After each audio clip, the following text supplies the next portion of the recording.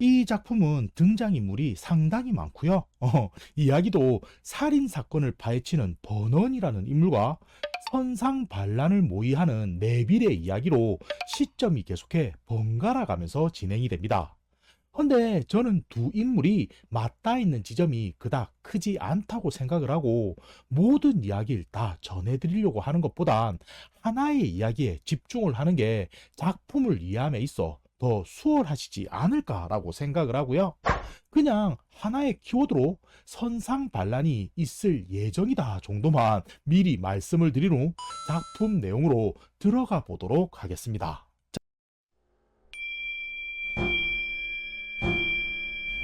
자, 우선 시대적 배경은 1795년 영국이 한참 프랑스와 전쟁을 하고 있던 시기이고요. 무대는 바다 위에 떠 있는 헐버트 호라는 영국의 범선인데 혹시나 싶어서 말씀드리자면 이런 식의 형태로 배 위에 돛을 세워 바람의 힘으로 움직이는 전열함이라고 생각하시면 될 듯 싶습니다. 근데 여기서 강조하고 싶은 건 이 배는 그냥 단순한 범선이 아니라 목적이 군함이라는 것이고, 다시 말하지만 지금 시기는 영국이 한참 프랑스와 전쟁 중이라는 게 문제가 된다는 것이었는데, 이 말은 수십 명의 승조원들이 엄격한 규율 아래 가혹한 노동과 폭력에 시달리며 고통 속에서 생활해야 한다는 걸 의미한다는 뜻이었고요. 일부 적응하지 못한 승조원들은 이대로 죽는 게 좋겠다라고 여길 정도로 군함 범선의 생활 환경은 상당히 열악했다라고도 설명을 해주게 됩니다. 그래서 하루가 멀다 하고 수병들 사이에서는 다툼이 끊이지를 않았고, 간혹 강제 징집으로 인해 신병들이 배에 타기라도 하면 일부 간부들은 기강을 잡는다는 목적으로 터무니없는 체벌을 내리는 모습도 보여주게 되는데, 헌데 그 중에서도 가장 힘든 일 중 하나는 밤마다 돌아오는 당직 근무의 시간이었다고 이야기를 하고요. 고된 하루를 겨우 버틴 후에 칠흑 같은 어둠 속에서 망망대해를 바라보고 있으면 내가 과연 다시 집에는 돌아갈 수 있을까 하며 자신의 처지에 대해 절망하는 수병들이 한둘이 아니었다라고도 언급이 됩니다. 그리고 겨우 잠자리에 들게 된다 하더라도 주어지는 시간은 채 4시간을 넘는 경우가 거의 없었고, 그나마도 비좁은 해벅에서 동료들과 따닥따닥 붙어서 잠을 청해야 하는 상황이었는데, 그러던 어느 날 결국 사고가 발생하게 되는 게 건어라는 수병이 잠결에 술에 취해 동료에게 구토를 해버리게 되었던 것이었고요. 졸지에 황당한 경험을 하게 된 홀랜드는 치밀어 오르는 분을 삭히지 못하고 모두가 보는 앞에서 폭력을 휘두르는 행동을 벌이는 모습을 보여주게 됩니다. 그리고 이 소식을 접하게 된 헐버트 호의 함장 그레엄은 건어에겐 채찍형을, 홀랜드에게는 영창행을 명령하게 되는데, 이에 승조원들은 일순 수군거리게 되는 게 이 배는 오래전부터 영창에만 들어가면 죽게 된다는 알 수 없는 저주가 내려오고 있었던 상황이었기 때문이었고요. 그저 헛소문이라고 치부할 수도 있겠지만 미신에 대해선 특히 민감했던 뱃사람들이라 그저 지어낸 이야기만은 절대로 아니라며 많은 이들이 두려워하는 반응을 보여주게 됩니다. 그리고 며칠이 지나지 않아 그 저주가 실현되는 모습을 보여주게 되는데,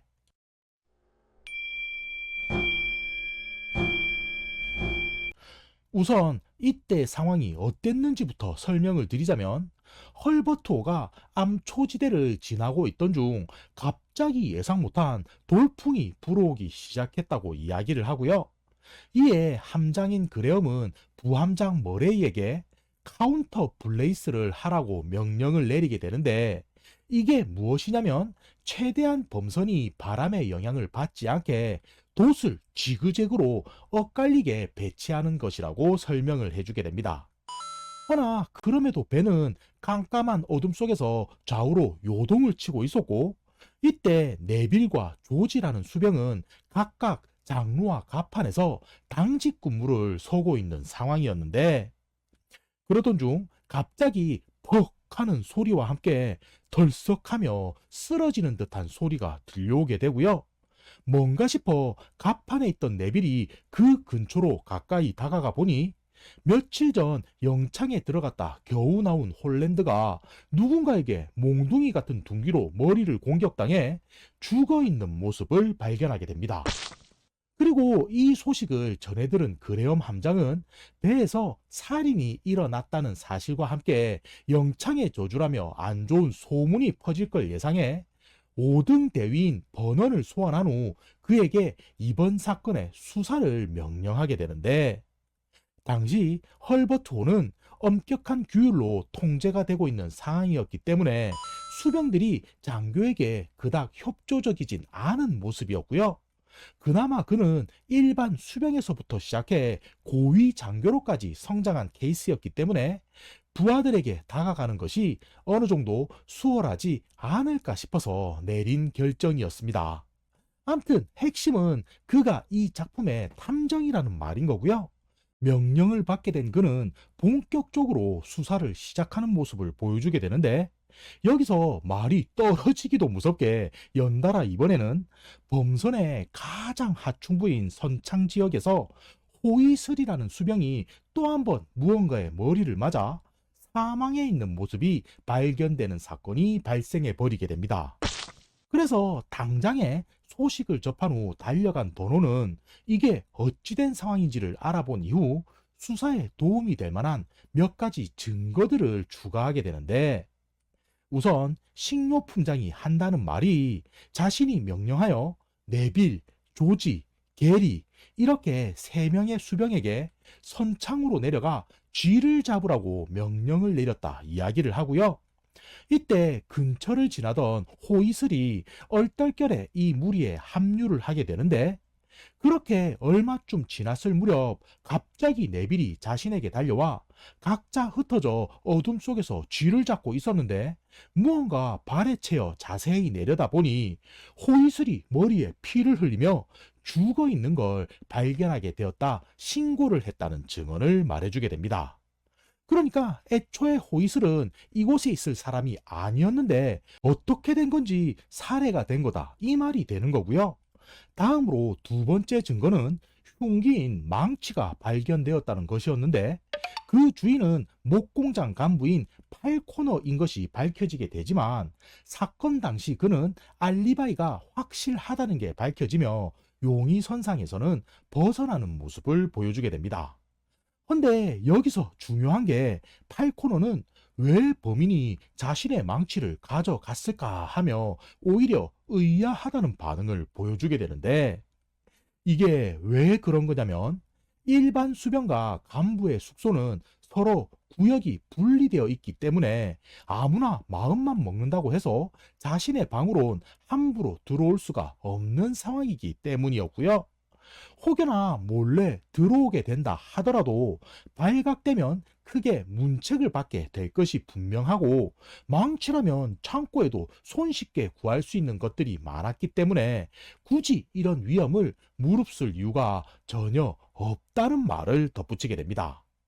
그러자 이 말을 들은 버너는 범인이 수병 중 하나였다면 그럴 수도 있겠지만, 만약 간부가 범인이라고 한다면 오히려 창고에 들어가 망치를 구하는 것보단 같은 간부 숙소에 있는 목공장의 망치가 더 구하기 쉽지 않았을까 하는 생각을 가지게 되는데, 헌데 여기서 이야기가 예상치 못하게 흘러가게 되는 것이 수병 중 하나인 윌리라는 자가 갑자기 자신이 범인이라며 자백을 하는 일이 발생하게 되었던 것이었고요. 버너는 전체적인 정황을 따져보며 이게 그의 짓이 맞는지 확인해 보려 했지만, 이때 수평선 먼 곳에서 프랑스 군함이 모습을 드러내며 순식간에 헐버트 호는 전투 태세에 돌입하는 모습을 보여주게 됩니다.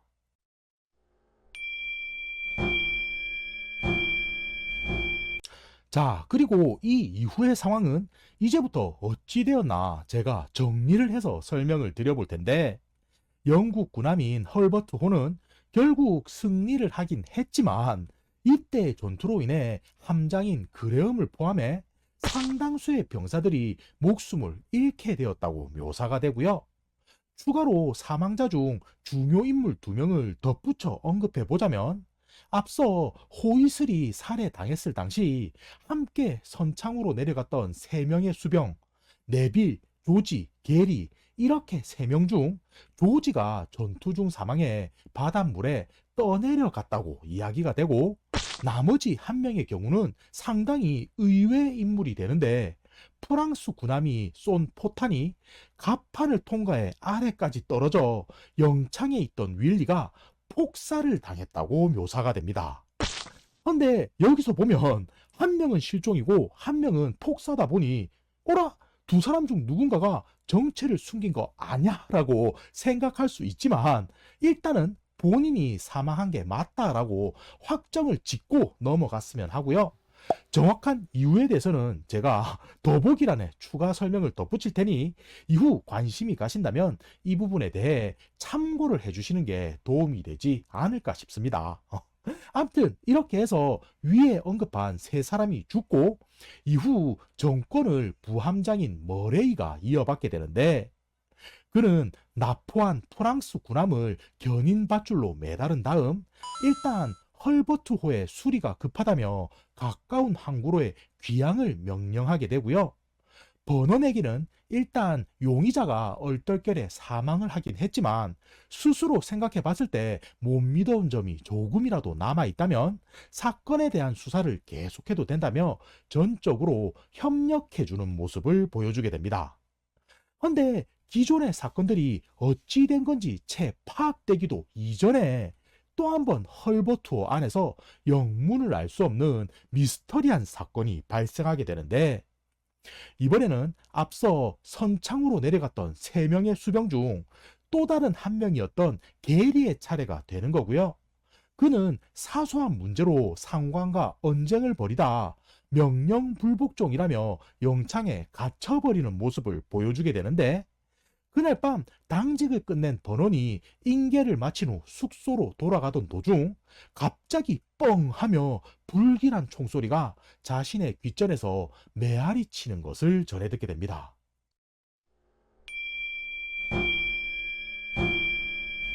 우선 소리가 난 방향이 어딘가 싶어 주변을 살피며 급히 달려가 보니 장소는 영창이 위치해 있는 범선의 후미 구획임을 확인하게 되고요. 이때 유일한 출입구인 계구부 위에는 우드필드와 리치라는 2명의 사관 후보생이 서 있는 모습이었는데 그들에게 지금 여기 왜 있는 거냐 하고 버넌이 물어보니 밤중 소변을 누러 잠시 나왔다. 그들은 알 수 없는 총소리가 들려 이 자리에 그대로 굳어버렸다고 이야기를 하고요. 영창의 저주에 걸릴까 싶어 자신들은 아래로 내려가 보지는 않았지만 반대로 아래쪽에서도 올라오는 사람 역시 자신들은 아무도 보지를 못했다는 말을 전해주게 됩니다. 자, 근데 의문은 여기서부터 시작을 하는 게 버넌이 조심스레 아래쪽으로 내려가 보니 범인의 모습은 어디에서도 발견이 되지 않았던 것이었고요. 특이점이 있다면 영창에 묶여있던 게리가 총에 맞아 죽어있는 모습을 보게 되었다는 것인데 문제는 그 방향이 철문 쪽에서 바라본 정면이 아닌 등 쪽에 있는 구멍에서 발사된 모습이라 이게 어떻게 된 거지 하며 무언가 이상하다는 생각을 가지게 됩니다.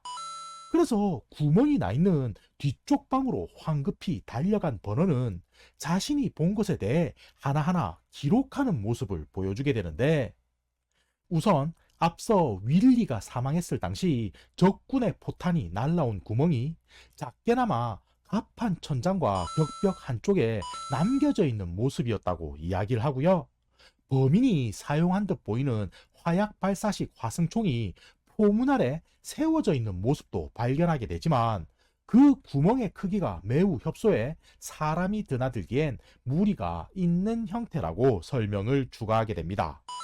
그리고 바닥에는 이런저런 잡동사니들도 어지럽게 흩어져 있었는데 그중 눈에 띄는 건 로프를 당길 때 쓰는 갈고리가 정리되지 않은 채 놓여져 있었다고 말을 하고요.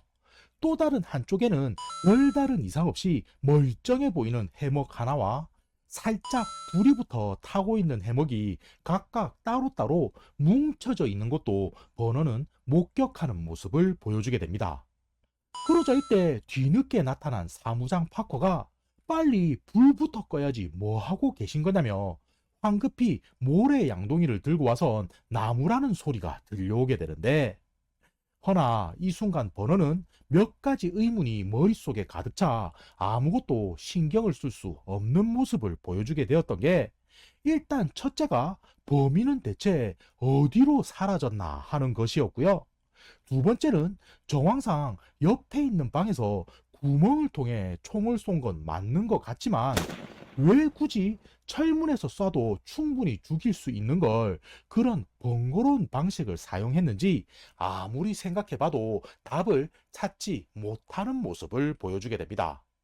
그래서 다시 개구부를 지키는 우드필드와 리치에게 찾아가 혹시 총소리가 들린 것 말고 또 다른 무언가는 없었냐며 버너는 묻게 되는데, 이때 리치 후보생이 우물쭈물하며 입을 여는 게 파도 소리 때문에 자세히 들리진 않았지만 무언가 드르륵 드르륵 하며 끌리는 듯한 소리를 들은 것 같기도 하다는 말을 추가하게 되고요. 이 말을 끝으로 그는 앞으로 아무도 영창 아래 내려가지 못하게 명령을 내린 후 자신의 숙소로 돌아가 사건에 대해 정리를 하는 시간을 가지게 됩니다. 그리고 우선적으로 고민에 빠진 문제는 왜 게리가 죽었을까 하는 것부터 생각을 해보게 되는데, 만약 지금까지 있었던 살인이 모두 한 사람의 범행이 맞다고 가정을 한다면 맨 처음 사망한 건 홀랜드라는 걸 떠올리게 되고요. 그와 게리는 아무런 접점이 없어 이게 왜 이럴까 하며 그때의 상황을 떠올려 보니, 당시 헐버트호는 칠흑 같은 어둠 속에서 암초지대를 지나고 있었고 때마침 카운터 블레이스를 하고 있던 참이었기 때문에 엇갈리게 세워진 도수로 인해 시야가 상당히 좁아진 범인은 실수로 다른 사람을 착각해 잘못 죽였을 수도 있겠구나 하는 생각을 가져보게 됩니다. 그럼 애초에 범인이 노린 인물은 현장에 있었던 네빌과 조지 둘 중에 한 명이 된다는 말이 되는 건데, 우선 이렇게 확신을 가지게 되니 두 번째 죽은 호이슬 역시도 원래라면 선창으로 내려가 쥐를 잡을 수병이 아니었다는 증언을 떠올리게 되고요. 이로 인해 충분히 추측할 수 있는 건 아마도 범인이 실수로 호이스를 죽이는 모습을 게리는 우연치 않게 목격하게 되었던 게 아닌가 싶고, 이후 이로 인해 위기를 느낀 범인이 영창에 있는 게리를 몰래 찾아가 어떠한 방식으로 살해한 후 사라진 것이 분명하지 않나 하는 생각을 가지게 됩니다.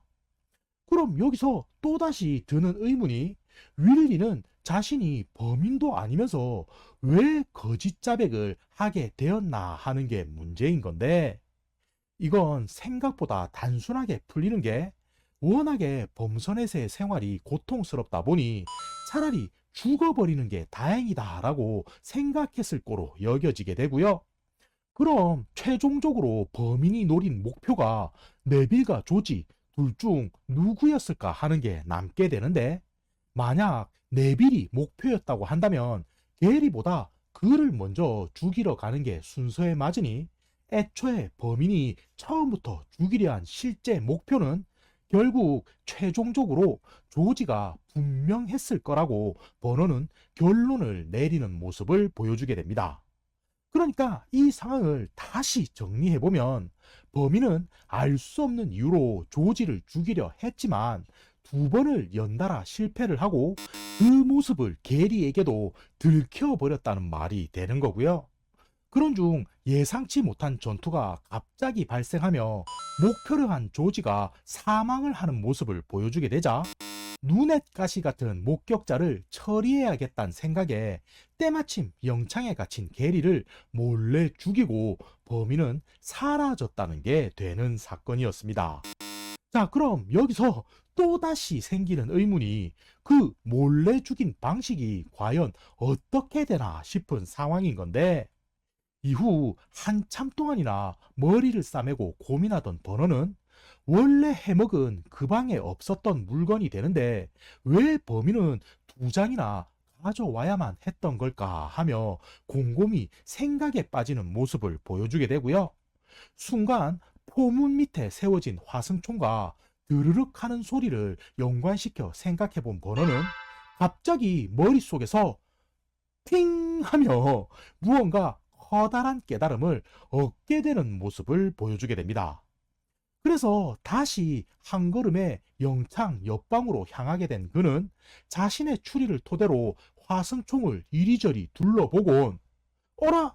이게 왜 없는 거지? 하며 알 수 없는 말을 중얼거리는 모습을 보여주게 되는데 이후 그는 도저히 안 되겠는지 부하들로 하여금 무언가 확인해 볼 게 있으니 지금 당장 보트를 준비하라고 명령을 내리게 되고요.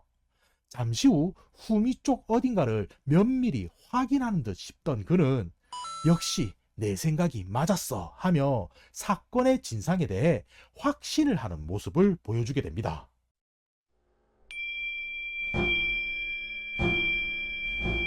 자, 그리고 이제부터 결말이고요. 장면은 머레이 부함장을 찾아간 버논이 게리의 죽음이 어찌 된 건지 설명을 하는 모습을 보여주게 되는데 그는 이 사건의 핵심은 전투에 의해 발생한 포격의 구멍이 된다라고 이야기를 한 후 화승총을 이런 방식으로 연결한 다음 두 장의 해먹을 각각 앞과 뒤 구멍에 메워 넣어 떨어지지 않도록 고정을 했을 거라고 말을 덧붙이게 됩니다.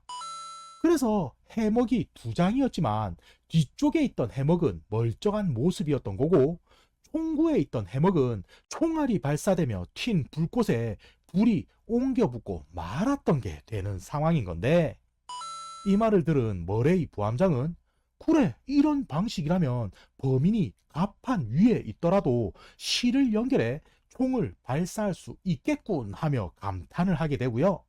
그럼 자네가 당직 군무를 끝내고 인계해준 자가 범인이 되는 건가 하며 말을 하자 이에 번호는 역시 부함장님이시라 대단하시군요 라며 한 차례 축혀 세우더니 허나 갑판 위에서 방아쇠를 당겼다면 화승총이 포문 아래로 이동되어 있는 것과 드르륵거리는 소리가 설명이 되지 않는다는 말을 전해주게 됩니다.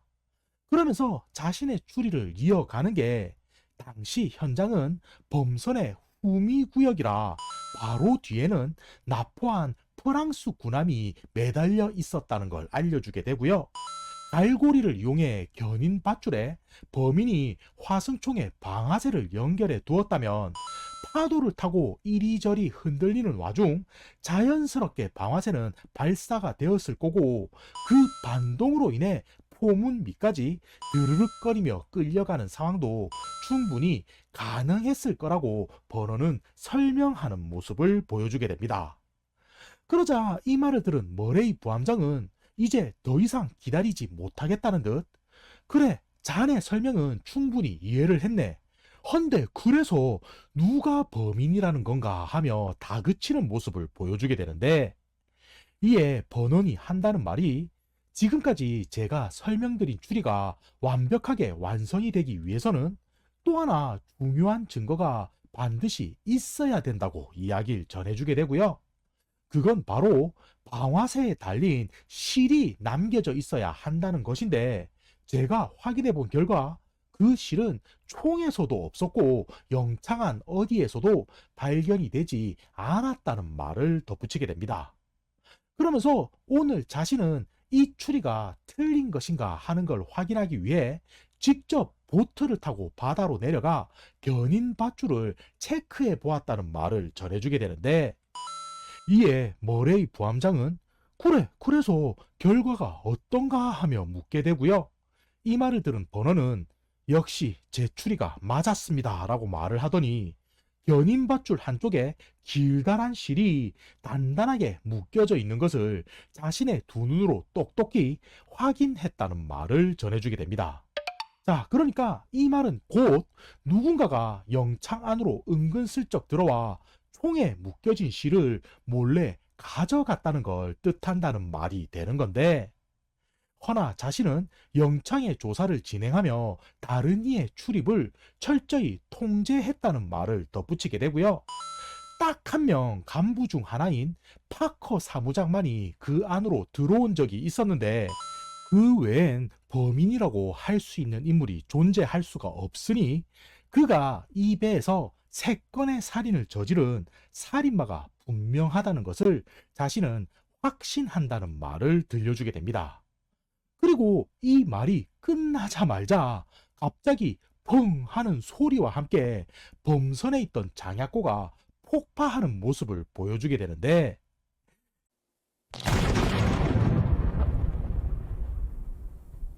이는 강제 징집된 수병 중 일부가 배에서 달아나기 위해 반란을 일으켰기 때문이었던 거였고요. 이후 이런저런 우여곡절 끝에 네빌이라는 수병과 만나 간신히 탈출을 하는 것에 성공한 버너는 과거 조지가 파커의 형을 죽인 범죄자였다는 사실을 알게 되며, 이 이야기는 한 남자의 복수극이었다는 것을 끝으로 여기서 마무리되는 모습을 보여주게 됩니다. 끝.